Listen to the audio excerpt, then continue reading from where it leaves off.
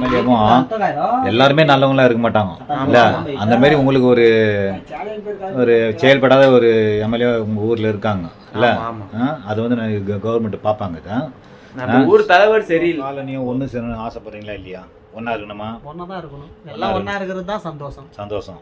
Colony ஊர் தந்திரியாக பிரிஞ்சிருக்கு தப்பு இல்லை. ஒரு ஊரில் எல்லாமே சம்மதமாக ஒரு குறைய இது போல் இருந்து தான் ஊர் உருப்படும். இனிமேல் உங்கள் பரம்பரையில் உங்கள் பசங்களை படிக்க வைங்க, நல்ல வேலையில் இருக்கணும்.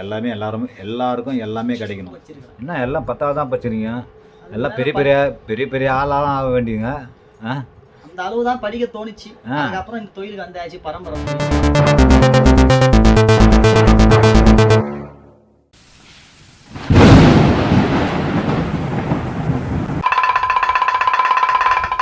உங்கள் பேர் என்னப்பா? இளங்கோவன். இளங்கோவனா? எத்தனாவது படிச்சிருக்கீங்க? நான் 10th வரைக்கும் படிச்சிருக்கேன். என்ன எல்லாம் 10வது தான் படிச்சிருக்கீங்க, எல்லாம் பெரிய பெரிய ஆளாக ஆக வேண்டியங்க. அந்த அளவு தான் படிக்க தோணுச்சு. அதுக்கப்புறம் இந்த தொழிலுக்கு வந்தாச்சு பரம்பரை தொழில். ஐயோ என்னங்க பரம்பரை தொழில்? இப்போ ஒரு இன்ஜினியர் ஆகணும்னா அது நான் பையன் இன்ஜினியர் ஆகணும் அப்படின்னு சொல்லின்னு இருக்கலாம். இல்லை, நான் குறைலாம் சொல்ல வரல, எல்லா வேலையும் நல்ல வேலை தான். ஓகேங்களா? ஓகே, பரவாயில்ல. உங்களுக்கு எதுவும் உங்கள் வீட்டில் ஏதாவது சொன்னாங்களா, இல்லை வேறு வேலைக்கு போன்ட்டு எதுவும் சொல்லலையா, இல்லை இதுதான் பண்ணுன்னு சொன்னாங்க? எதுவும் சொல்லலை, படின்னு தான் சொன்னாங்க. நம்ம மனசப்படி நம்மளுக்கு இந்த தொழில் பிடிச்சிக்குது, நம்ம பரம்பரையாக எடுக்கிறது அப்படி வந்துடுச்சு. சின்ன வயசுலேருந்து தொழில் செய்கிறது அப்படி வந்து. சரி, உங்கள் பசங்களை இப்போ கல்யாணம் ஆகலை உங்களுக்கு? ஆயிடுச்சு. 2 பசங்க இருக்காங்க. 2 பசங்க இருக்காங்களா? எத்தனை படிக்கிறாங்க? பையன் ஒரு பொண்ணு. பையன் 6வது படிக்கிறான், பொண்ணு 3வது படிக்குது. பையன் 6வதா? இங்கிலீஷ் மீடியமா தமிழ் மீடியமா? தமிழ் மீடியம் தான் சேர்த்துருக்கேன். தமிழ் மீடியமா? சரி, இங்கிலீஷ் மீடியம்னா பணம் இல்லையா படிக்க வைக்கிறதுக்கு? இங்கிலீஷ் மீடியமில் சேர்க்கறதுக்கு வசதி இல்லை. எவ்வளோ கேட்குறாங்க? எவ்வளோ கேட்குறாங்களோ ஃபீஸு. நாங்கள் இப்போ அந்த பக்கம் போனதில்லை. கவர்மெண்ட் நம்மலாம் படிச்சது கவர்மெண்ட் தான், பக்கத்து ஊர் நம்ம ஊரில் கவர்மெண்ட் ஸ்கூல். ஓகே. அதாவது இங்கிலீஷ் மீடியம் படித்தா உங்களுக்கு இப்போ வர தலைமுறைலாம் வந்து எப்படின்னா எல்லாருமே இங்கிலீஷ் பேசினா தான் இப்போ நல்லா தொழில் பண்ண முடியும். அதுக்கு எல்லாரும் இப்போ இங்கிலீஷ் மீடியம் படிக்கணும்னா எல்லாத்துக்கும் கையில் காசு இருக்கணும். இருக்கிறவங்க பேசுகிறாங்க, இல்லாதவங்க நம்ம போல கவர்மெண்ட். இந்த காலத்தில் கவர்மெண்ட் ஸ்கூல் தான் சேஃப்டி. சரி, இப்போ எல்லாம் எப்படி நம்ம படிக்க வைக்கிறாங்க இங்கிலீஷ் மீடியம்லாம்? இந்த ஆனால் இது நான் சொல்கிறது தப்பு நினைக்காதீங்க. அதாவது இந்த முடியாதவங்க சர்ச்சில் என்ன பண்ணுவாங்க, அங்கே ஃபாதருங்க படிக்க வைப்பாங்க. மதம் மாறணும்லாம் அவசியம் கிடையாது, நம்மளுக்கு தேவை படிப்பு. அவங்க வந்து மதம் மாற்றணும் இது பண்ணணும்னு சொன்னால் கூட நீங்கள் கேட்க தேவையில்லை. புரியுதுங்களா? நம்ம அந்த மாதிரி என் வீட்டில் நிறைய பேர் படிக்கிறாங்க. அப்படி கூட நீங்கள் வந்து ஃபாதருங்க படிக்க வச்சா படிப்பீங்களா? இல்லை. நம்மளதுல சில பேர் இங்கிலீஷ் மீடியம் படிக்க வச்சுக்கிறாங்க, நம்ம தமிழ் மீடியம் படிக்க வச்சிருக்கிறோம். வசதின்றதோட நம்மளுக்கு பக்கம் அது. நம்ம தாத்தா காலத்துல நம்ம அப்பா இந்த ஸ்கூல்ல தான் படிச்சான், நம்மளும் அந்த ஸ்கூல்ல தான் படிச்சோம். நம்ம பசங்களும் அதே போல படிக்கிறாங்க, ஒன்றும் குறையில்லை. ஆண்டு முடிக்கல நல்லா தான் படிக்கிறாங்க. சரி, எனக்கு ஒரு ஆசை, நீங்கள் வந்து உங்கள் பசங்களை படிக்க வச்சு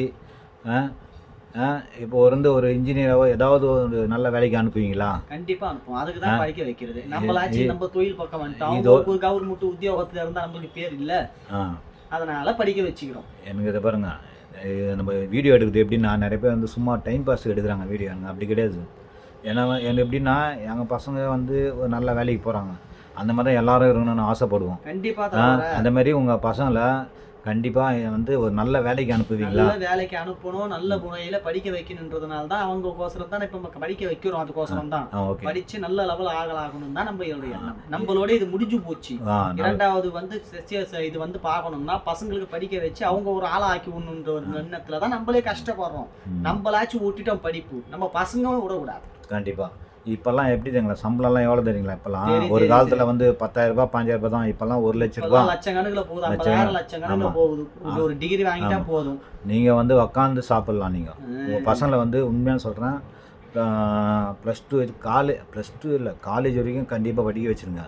காலேஜுக்கு போனாங்கன்னா கம்பல்சரி வந்து ஒரு டிகிரி படித்தாங்கன்னா 30,000 ரூபாயில் சம்பளம் இருக்குது. நீங்கள் எல்லாம் வந்து உங்கள் பசங்க உழைப்பில் நீங்கள் உட்காந்து சாப்பிட்ணும்.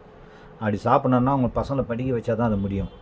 தயவுசெய்து வந்து பசங்களை வந்து இப்போ படிப்பை நிறுத்தாதீங்க.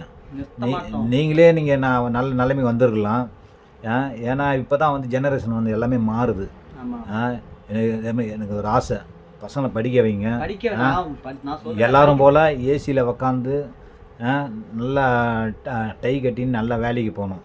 அது பண்ணுவீங்களா? கண்டிப்பாக. சரிப்பா, டைம்ப்பா. அப்படியே தம்பி, ஏடி உங்கள் பேர் என்ன? உங்கள் பேர் உங்கள் பேர்? பேர் சந்தோஷ். நான் 10th தான் முடிச்சிருக்கேன். 10th முடிச்சிங்களா? அவரு அஜித் மாதிரியா? அஜித்னா நீங்கள் விஜயா? நானும் அவனும் ஒன்றா தான் படித்தோம். உங்கள் பேர்? சந்தோஷ். சந்தோஷா? நான் அஜித்னா நீங்கள் விஜய் நினச்சேன். இல்லை இல்லை. ஓகே.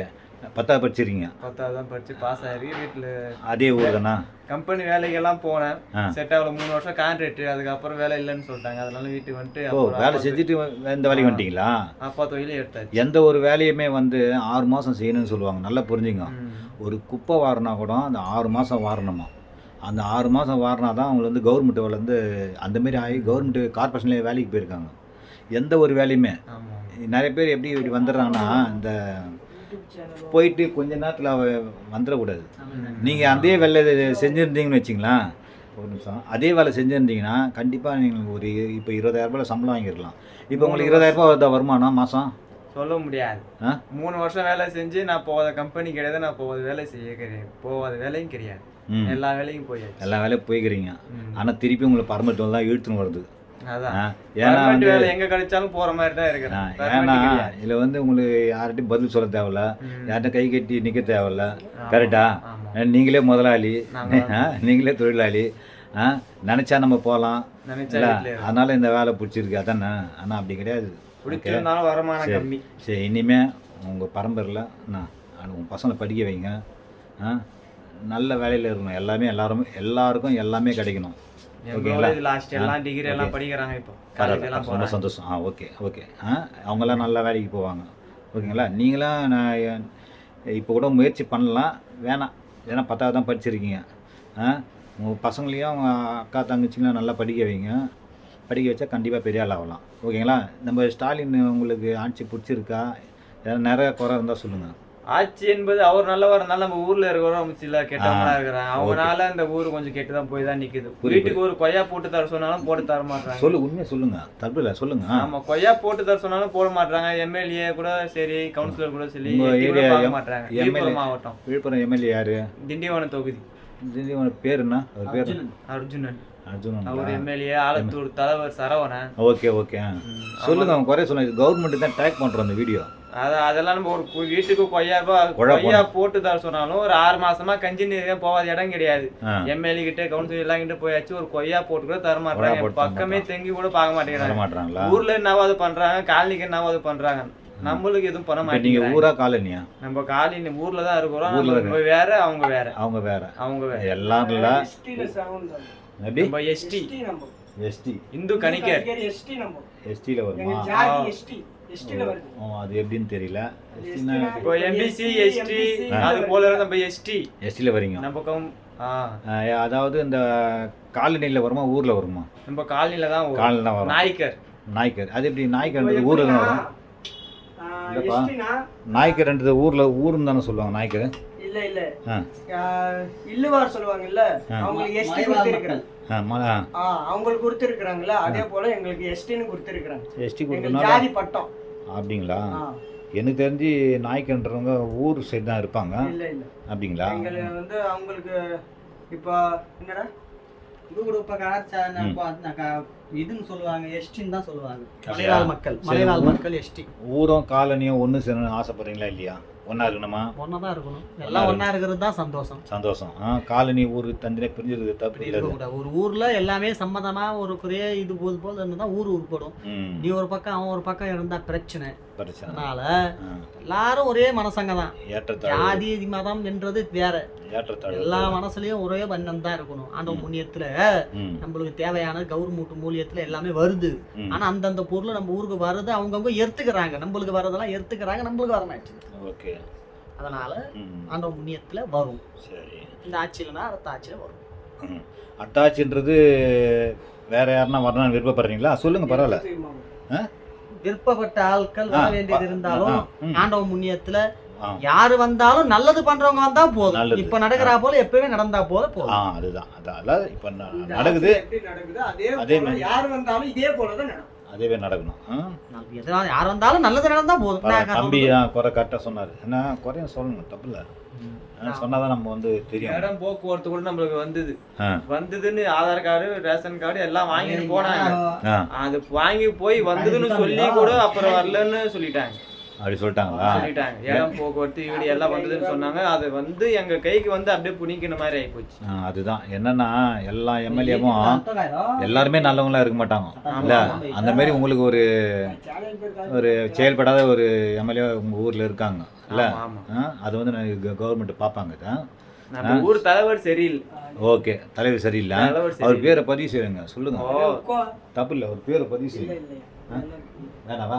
பரவாயில்ல, சரி ரொம்ப சரிப்பா, தேங்க்ஸ்ப்பா. அப்படி நன்றி சொல்லிங்க. ஓகே நன்றி தம்பி. ஓகேங்களா? நம்ம 20 மீட் பண்ணலாம் தம்பி. ஓகேப்பா, பாய்.